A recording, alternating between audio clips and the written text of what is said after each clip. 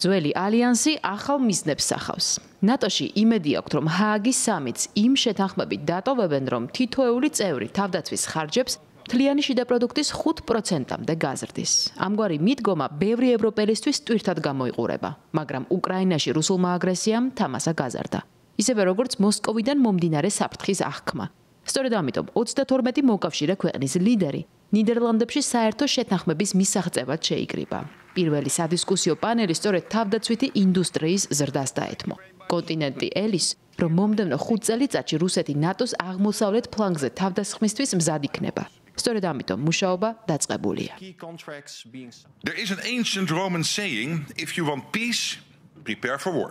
ძველი რომაული გამოთქმა გვეუბნება: თუ გსურს მშვიდობა, მოემზადე ომისთვის. მარტივია, გააძლიერე შენი თავდაცვა ისე, რომ არავინ გაბედოს შენზე თავდასხმა. დღეს ნატოს თავდაცვა აგრესიული გამოწვევის წინაშეა. რუსეთის სწრაფი გადაიარაღების, ჩინეთის ტექნოლოგიური დახმარებისა და ირანული თუ ჩრდილოკორეული შეერების ფონზე. ჩვენ გვჭირდება გაერთიანება, ინოვაცია და ამაზე პასუხი და ეს ფორუმი სწორედ ამას ემსახურება. ჩვენ ალიანსის ფარგლებში გავაძლიერეთ შეერების წარმოება. შევთანხმდით ახალ მულტინაციონალურ პროექტებზე და ეს ნატოს ერთიანი მოქმედების საუკეთესო მაგალითია.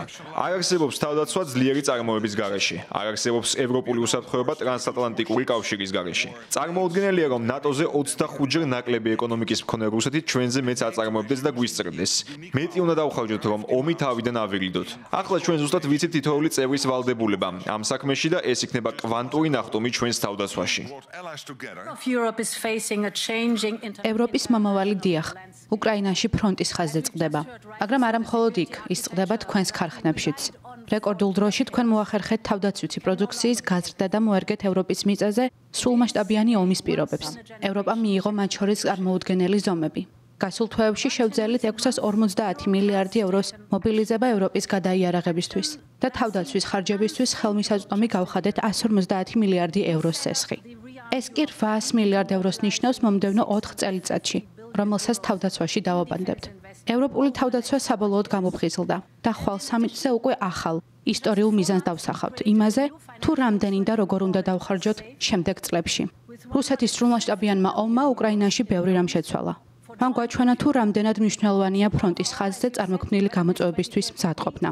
ჩვენ სწავლობთ უკრაინის გამოცდილებით, რომელსაც ისინი ფრონტის ხაზზე აგროვებენ. 2030 წლისთვის ევროპას უნდა ჰქონდეს ყველაფერი, დამაჯერებელი თავდაცვისა და შეკავებისთვის.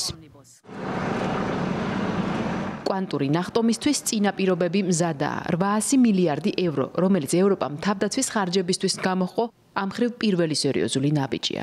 ეს ნაბიჯი კი თანხმადრაშია დონალდ ტრამპის ადმინისტრაციის მრავალწლიან მოთხოვნასთან, რომ ალიანსის წევრებმა თავდაცვით ფონდში ინვესტიციები გაათანაბრონ. ამერიკის შეერთებული შტატების პრეზიდენტი ნიდერლანდებში უკვე გაფრინდა.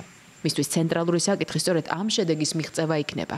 შესაბამისად, ანალიტიკოსები ელიან, რომ ტრამპი ნაკლებად ისაუბრებს იმ ომებზე, რომელიც ნატოს სამიტის პარალელურად ახლო აღმოსავლეთსა და უკრაინაში მიმდინარეობს. რაც შეეხება კოლექტიურ თავდაცვას, ამერიკის პრეზიდენტმა საკუთარი გამოთქმებით ის რამდენჯერმე დააყენა ეჭქვეშ. სწორედ ამიტომ მეხუთე მუხლზე შეკითხვები მისი მისამართით ისევ ისმის. გააჩნია რა განსაზღვრებას აძლევთ მეხუთე მუხლს, მისი ბევრნაირი გაგება შეიძლება. მე ერთგული ვარ ადამიანების სიცოცხლის გადარჩენისა და უსაფრთხოების მიმართ. თუ ზუსტად რას გულისხმობ, ამას ჰააგაში ჩასვლისას გეტყვით. მე ბევრი ნატოელი ლიდერის მეგობარი გავხდი და მათი დახმარების გაგრძელება მსურს.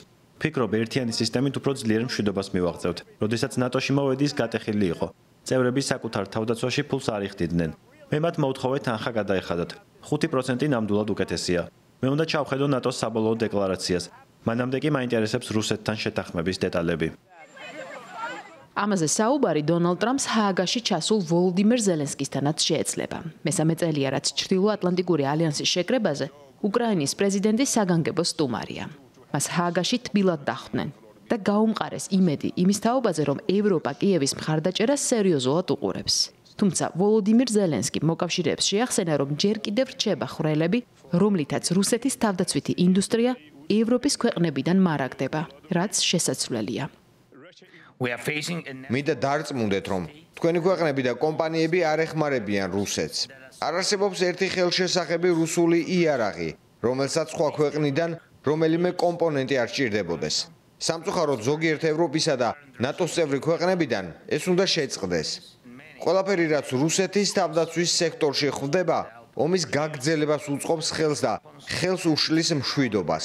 უნდა დავრწმუნდეთ, რომ ჩვენი თავდაცვის პოტენციალი მშვიდობას ეხმარება და არა რუსეთის სიგიჟეს.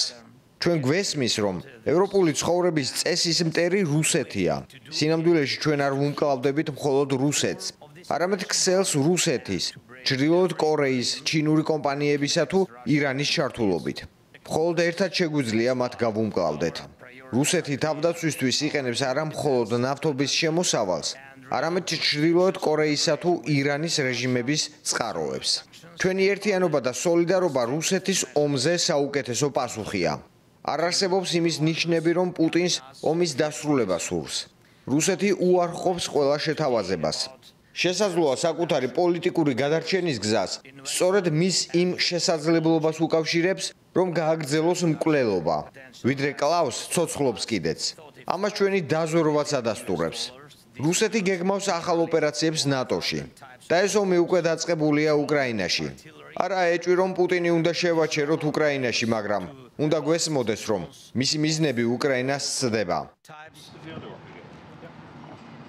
ჰააგაში ნატოს სამიტის მთავარი დღე 25 ივნისია. სწორედ ამ დღეს გაიმართება ალიანსის პლენარული სესია. შედგება შეხვედრები მსოფლიოს ყველაზე ძლიერ გეოპოლიტიკურ აქტორებს შორის.